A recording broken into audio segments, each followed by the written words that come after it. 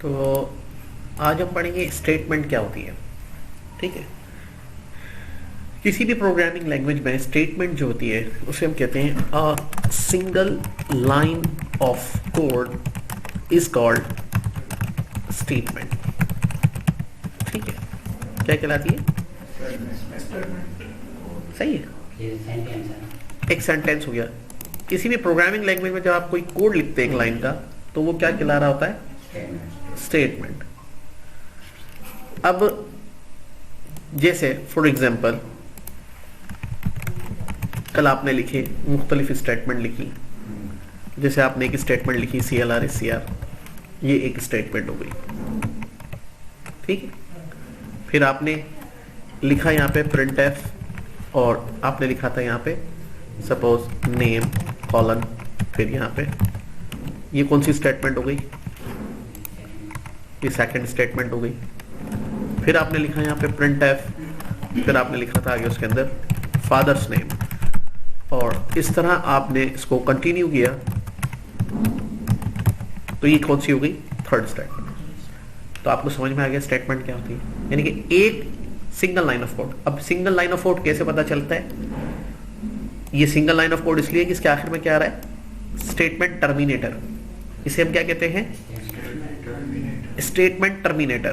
तो यहां हम याद कर लें इसका नाम, स्टेटमेंट टर्मिनेटर। ठीक है, ये सेमीकोलन। अब ये डॉट के साथ आ रहा है, इसको मैं हटा देता हूं यहाँ पे। सही, इसको हम क्या कहते हैं? Statement terminator. और वैसे इस निशानी का नाम है सेमी कॉलन। सही, सेमी कॉलन है शायद ये। ठीक है, समझ में आ रही बात? ये क्लियर? तो जब स्टेटमेंट टर्मिनेटर आ जाएगा तो ये एक स्टेटमेंट कहलाएगी, ये दूसरी स्टेटमेंट कहलाएगी, ये तीसरी स्टेटमेंट कहलाएगी। क्लियर? अच्छा, अब बाजू बात ऐसा भी होता है, आपने क्या किया, यहां पे लिखा printf और यहां पे लिखा आपने सरनेम, और फिर यहां पे लिखा printf और यहां पे आपने लिखा डेट ऑफ बर्थ। ओके, अब ये टोटल कितनी स्टेटमेंट हो गई? Very good. भले आप एक लाइन पे कोड कर रहे हैं, ये चौथी स्टेटमेंट है और ये पांचवी। हर स्टेटमेंट सेमीकोलन पर एंड हो जाती है।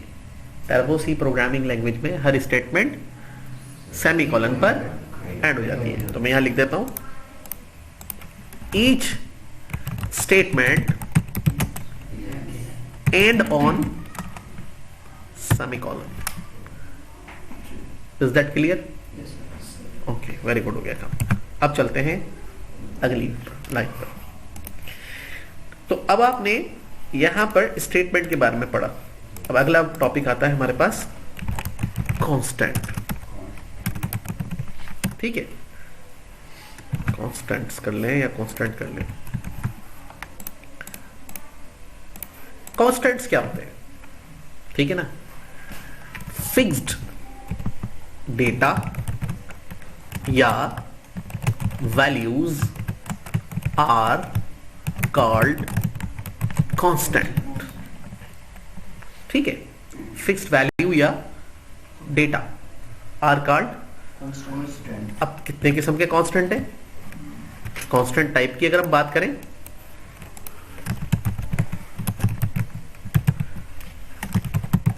तो एक होंगे नंबर कांस्टेंट और दूसरे होंगे स्ट्रिंग कांस्टेंट। सही, सेव कर लेते हैं।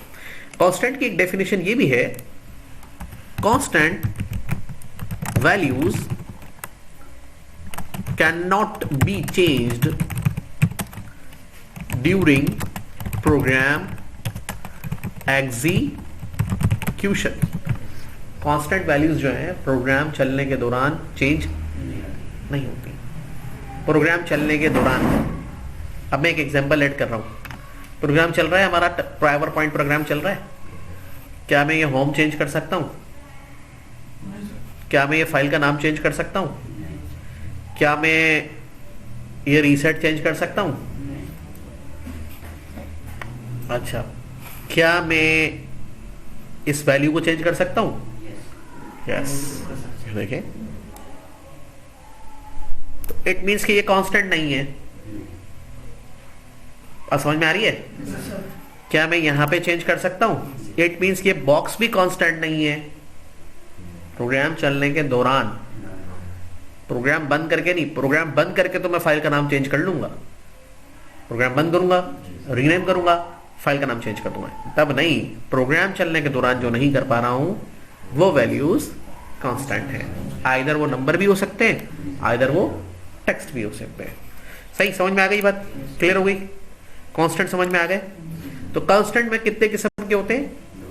नंबर कांस्टेंट और स्ट्रिंग कांस्टेंट। अब नंबर कांस्टेंट कौन से हैं? नंबर कांस्टेंट को हम कहते हैं, नंबर कांस्टेंट को हम कहते हैं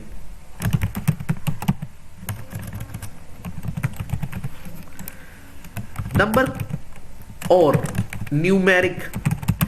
नंबर को न्यूमेरिक भी कहते हैं, न्यूमेरिक और इंटीजर। ठीक है, कांस्टेंट। ठीक है, कैन बी एनी नंबर, कोई भी नंबर हो सकता है, 0 1 2 3 4, या फिर इनसे मिले जुले नंबर, या फिर इस तरह के कुछ डेसिमल नंबर। ठीक है, ये कहलाएंगे इंटीजर कांस्टेंट, ये कहलाएंगे डेसिमल कांस्टेंट, क्योंकि इनके अंदर पॉइंटर है।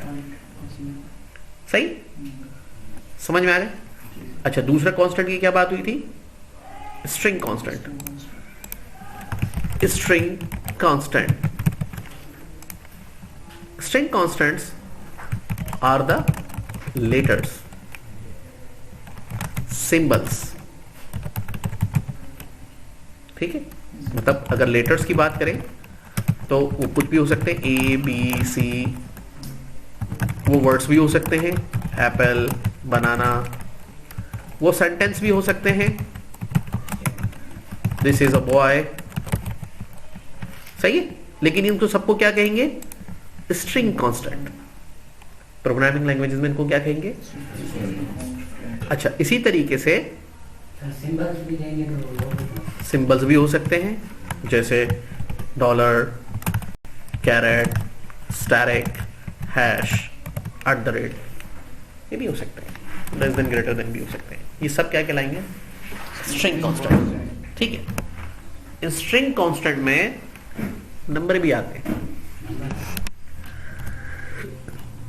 नंबर्स भी हो सकते हैं, जैसे H1 2 Vivo Y 100। लेकिन ये जो नंबर्स होंगे नॉन कैलकुलेटेड नंबर्स होंगे। मतलब गाड़ी का नंबर हो गया, मोबाइल का मॉडल नंबर हो गया, लैपटॉप का मॉडल नंबर हो गया, ये सारे के सारे स्ट्रिंग कांस्टेंट में आते हैं। सही, ये सारी बातें आपको समझ में आ गई? ओके, इसके बाद हमारा अगला टॉपिक आता है वेरिएबल्स। वेरिएबल्स क्या होते हैं? Variables are the space, variable are the space in computer memory. अब मेमोरी से मतलब यहां पे क्या है? रैम भी हो सकता है और रोम भी हो सकता है, हार्ड डिस्क, यूएसबी, और रैम जो इसकी वॉलेटाइल मेमोरी होती है। Are the space in computer memory, और इसका फंक्शन क्या होता है? Which is used to store data. Constant के लिए मैंने कोई ऐसी बात नहीं लिखी थी, समझ रहे मेरी बात को?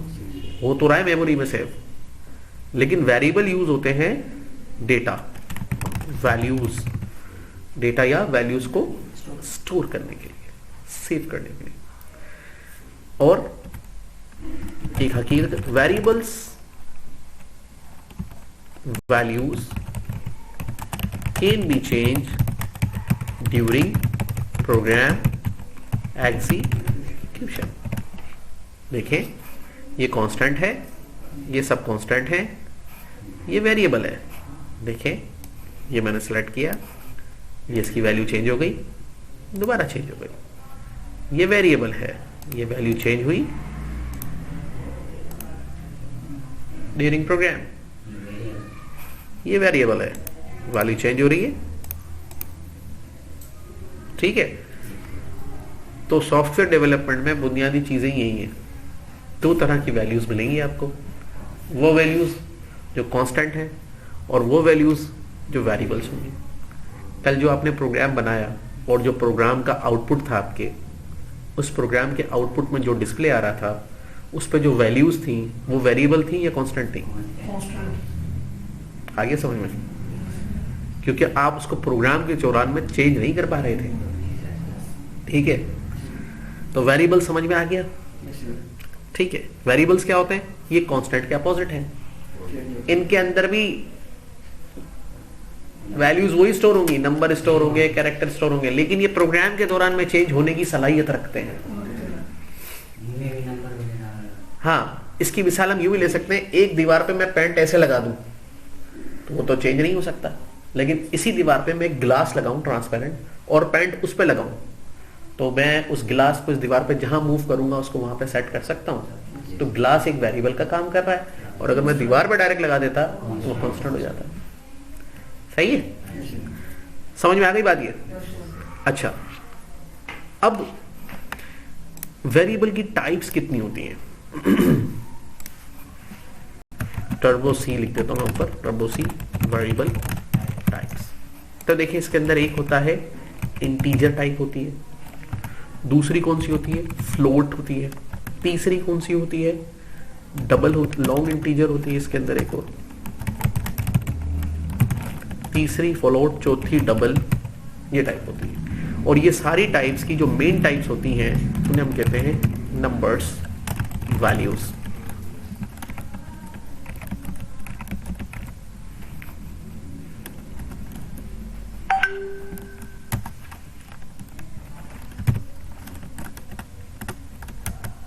ठीक है, तो वेरिएबल टाइप में पहले टाइप होते हैं नंबर वैल्यूज, मतलब नंबर टाइप्स। नंबर टाइप्स में जो सबसे पहली टाइप है वो है, और दूसरी है, और तीसरी है, और चौथी है डबल। और ये सारी टाइप्स किसको डील करती हैं? ठीक है, ये बात समझ में आ गई? अच्छा, और भी टाइप्स हैं। सिंगल कैरेक्टर टाइप है, फिर हम चलते हैं।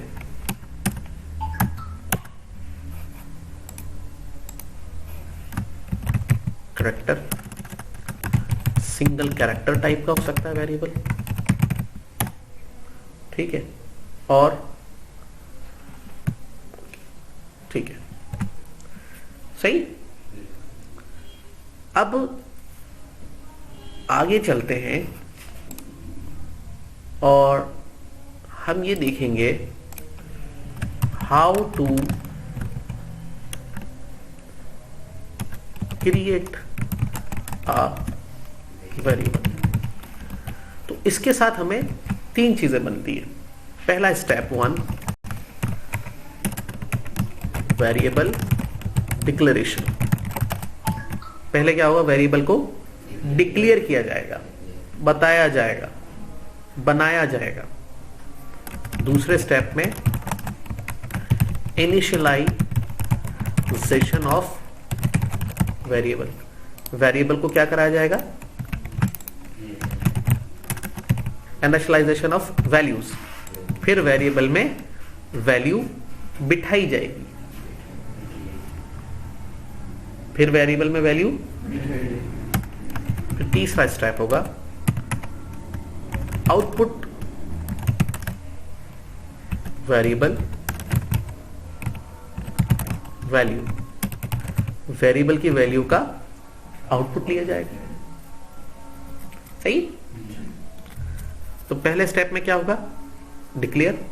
दूसरे स्टेप में क्या होगा? वैल्यूज उसमें बिठाई जाएगी। तीसरे स्टेप में क्या होगा? उसका आउटपुट कहां लेंगे? प्रोग्राम की एग्जीक्यूशन पर। ठीक है। अब ये काम कैसे करते हैं इसको हम पहले प्रैक्टिकली करते हैं। सही है। तो सबसे पहले वेरिएबल का नाम कैसा होना चाहिए? Variable name. वेरिएबल का नाम कुछ भी रख सकते हैं। उससे पहले वेरिएबल की type. First define variable type. कुछ भी हो सकती है, इंटीजर हो सकती है। इंटीजर को कैसे डिफाइन करेंगे? INT लिखकर। फ्लोट को कैसे डिफाइन करेंगे? फ्लोट लिखकर। लॉन्ग इंटीजर को कैसे डिफाइन करेंगे? लॉन्ग INT लिखकर। डबल को कैसे डिफाइन करेंगे? डबल लिखकर। सिंगल कैरेक्टर को कैसे डिफाइन करेंगे? 4 लिखकर। सही है। ये कमांड्स आ गई इनकी, इंट, फ्लोट, लॉन्ग इंट और डबल 4 सिंगल कैरेक्टर। फिर वेरिएबल का नाम कैसा होना चाहिए? Must start with letter. Variable का नाम लेटर से शुरू होना चाहिए। लेटर मतलब A to Z से। हाँ, डोंट एड एनी स्पेस। बीच में कोई स्पेस नहीं होना चाहिए। सही। हाँ, always use small letters. Always use small letters. Variable के नेम में स्मॉल लेटर्स यूज करें। सही। क्लियर हो गई बात? वेरिएबल का नाम भी समझ में आ गया कैसे रखना? जैसे फोल्डर का नाम रखते थे, जैसे वेरिएबल का रखना है। अच्छा, same name and with same spell. 2 और मोर वेरिएबल नॉट अलाउड। जैसे 2 फोल्डर, 2 फाइल एक ही नाम से एक जगह नहीं बना सकते, इसी तरह 2 वेरिएबल सेम स्पेलिंग और सेम उसके साथ। समझ में आ गई? चलें प्रैक्टिकल करें इसका।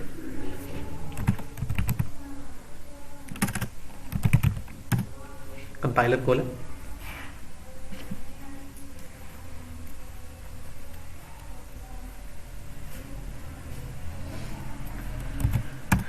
तो अभी हम इसमें सीखते हैं कि इंटीजर वेरिएबल को कैसे डिक्लेयर करते हैं और कैसे उसको डिफाइन करते हैं, इनिशियलाइज करते हैं और कैसे उसको फिर आउटपुट लेते हैं। ठीक है, तो ये हमने बुनियादी कोड पहले आपने लिखना। आप सब ये गलती करते हैं, कोड नहीं लिखते हैं तो आपके एरर आते रहते हैं।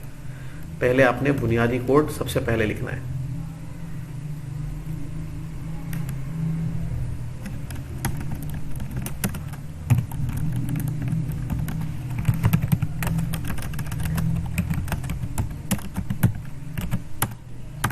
सही है। और फिर आपने जब सक्सेस हो जाए तो आगे चल रहा है। इस फाइल का नाम हम रख लेते हैं, कल रखा था सनशाइन SS4 था, आज 4 SS4 कर दिया। ठीक है, तो देखें सबसे पहले, हाँ प्रिंट एफ लिख लें। चलो वो इस कोई मैसेज दिखाना है, जैसे अंडरस्टैंडिंग इंटीजर वेरिएबल।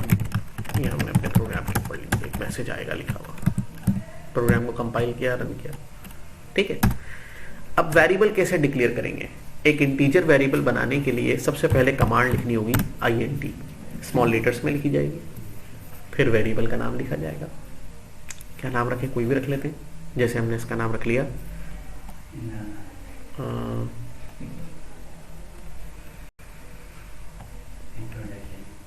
प्राइस। अब हमें पता होनी चाहिए इंटीजर वेरिएबल का जो है क्या स्टाइल है, क्या उसकी कैपेबिलिटी है। इंटीजर वेरिएबल अपने अंदर सिर्फ नंबर स्टोर कर सकता है। इस स्टेटमेंट का मतलब है वेरिएबल डिक्लेरेशन।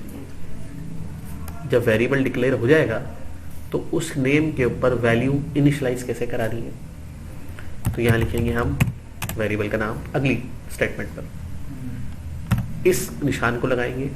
इस निशान को यूजुअली हम इक्वल कहते हैं इंग्लिश में, मैथमेटिक्स में, लेकिन यहाँ पे इसका नाम है असाइनमेंट ऑपरेटर। और उसके अंदर हमने एक वैल्यू स्टोर कराई और एक सेमीकोलन लगा दिया। तो हमने क्या किया, एक कांस्टेंट नंबर को वेरिएबल पर असाइन कर दिया, जिसके बाद वो एक वेरिएबल की क्या बन गई, वैल्यू। अब प्राइस की वैल्यू क्या है, 200।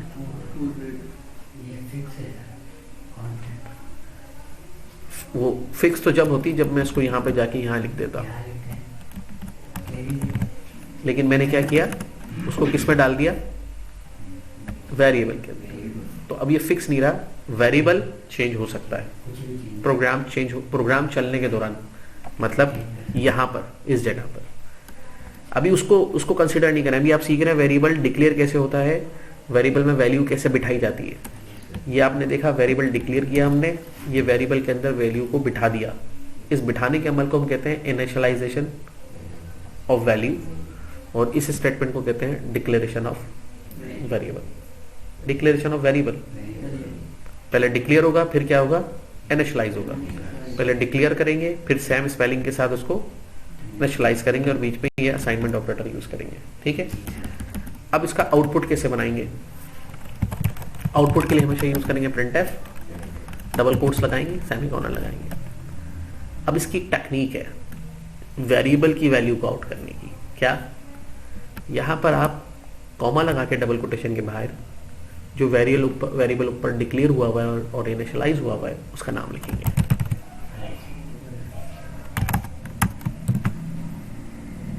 आ गई वैल्यू, सही, ठीक है। अब क्या होगा, टर्बो सी प्रोग्रामिंग लैंग्वेज क्योंकि 1970s की थी, तो इसमें खाली वेरिएबल का नाम नहीं लिखना, बल्कि printf कमांड को ये भी बताना है कि इसकी वैल्यू कहाँ दिखानी है।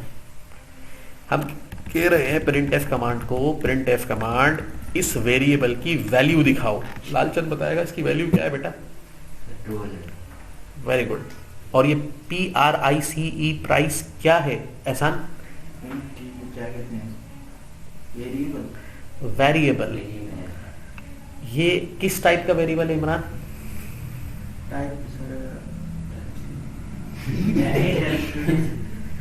हाँ किस टाइप का वेरिएबल है,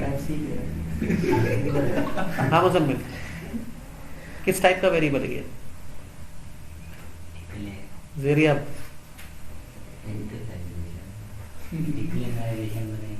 टाइप मीन किस्म, किस किस्म का वेरिएबल है ये,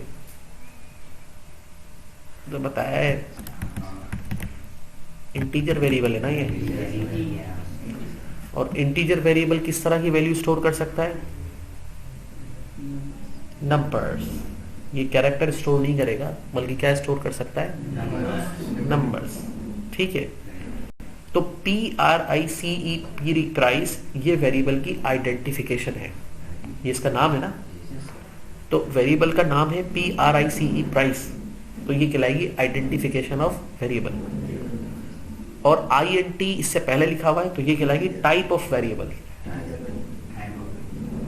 ठीक है, तो हम टर्बो सी को कह रहे हैं printf दिखाओ प्राइस वेरिएबल की वैल्यू। तो हमें टर्बो सी को ये बताना पड़ेगा इन डबल कोट्स में, क्योंकि जो डबल कोट्स में लिखेंगे वो दिखाएगा, जो उसके बाहर है वो नहीं दिखाएगा, उसकी वैल्यू को दिखाना है।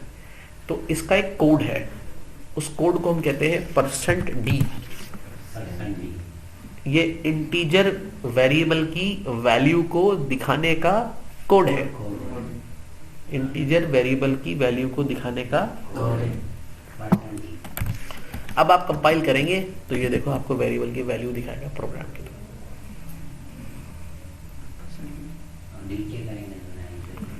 नीचे करेंगे तो इस %d से पहले क्या लगाएंगे, /। सही है, अभी उसको छोड़ दो ना, उस बात को भी डिस्कस ही नहीं कर रहे, पहले ये तो समझो। जब वो चेंज करना बताऊंगा कैसे करेगा तो फिर समझ में आएगी ना। अभी तो ये समझो बना कैसे, अभी हम आगे का सोचते रहेंगे तो पिछला ये भी समझ में आ रहा है। अभी कुछ टाइप नहीं आ रही, वो ना चेंज हो सकता है। हमारा मेन कॉन्सेप्ट चेंज करेगा नहीं करेगा वो तो ये करेगा, हमारा भी कॉन्सेप्ट है बनता कैसे है, इसके अंदर वैल्यू कैसे बिठाते हैं, इसका आउटपुट कैसे लेते हैं। अब मिसाल के तौर पे कोई प्रोग्राम हमारा चलाएगा तो 200 लिखा हुआ आ रहा है, उसको क्या पता है 200 क्या है, तो उसके आगे जैसे अभी हम टर्बोसी को बंद करने इधर आते हैं, अगर ये ऊपर फाइल एडिट सर्च नहीं लिखे हुए हैं तो हमें कैसे पता चलेगा कौन सी कमांड किसके अंदर है। तो प्रोग्राम को आसान बनाने के लिए हमने यहाँ पे लिख दिया आगे प्राइस इक्वल भी लगा दिया। अब ये जो मैंने PRICE प्राइस और इक्वल लिखा है ये कांस्टेंट नंबर कांस्टेंट कैरेक्टर्स हैं, ये यूजर को दिखाने के लिए। तो यहां से हम इसको क्या करेंगे कंपाइल और क्या करेंगे इसको, अब यूजर को समझ में आएगा हाँ प्राइस क्या है 200 सही। उसके बाद दूसरा वेरिएबल डिक्लेयर कर दिया हमने QNTY के नाम से, तो उसका भी तरीका यही है। पहले हम क्या लिखेंगे इंटीजर QNTY डिक्लेयर किया और अगली लाइन पर आके हमने उसको असाइन कर दिया। अब उसका आउटपुट बनाना है तो हमने अगली लाइन पे फिर आउटपुट बना लिया उसका, new line quantity %d comma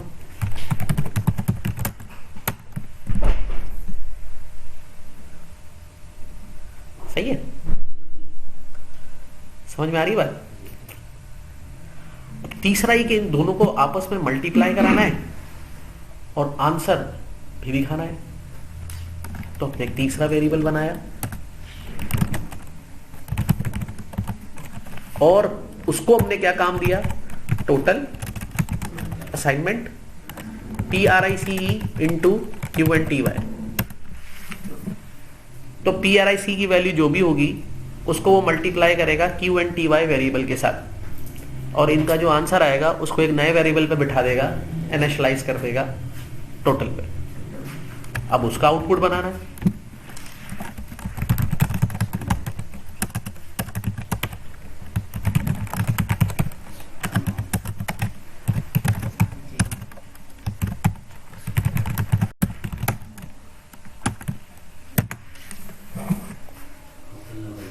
हो गया, वेरिएबल की वैल्यू चेंज हो गई प्रोग्राम के चेंज में हो गई ना, टोटल की वैल्यू चेंज हो गई ना 2400 हो गई। हमने तो कोई वैल्यू नहीं रखी थी, प्रोग्राम चला तो 2400 हो गई।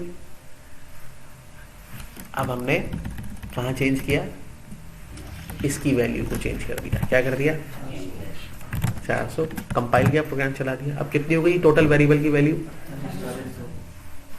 ऐसे वेरिएबल की value during the program change हो जाती है। सही है, ठीक है। तो हमने आज सीखा इंटीजर वेरिएबल क्या होता है, वेरिएबल की टाइप क्या होती है, इंटीजर वेरिएबल क्या होता है, उसमें कैसे इनिशियलाइज करते हैं वैल्यू को, उनको आपस में कैसे कैलकुलेट करते हैं, मल्टीप्लाई करके देखा। हाँ प्लस माइनस भी कर सकते हैं और फिर उसका आउटपुट कैसे लेते हैं।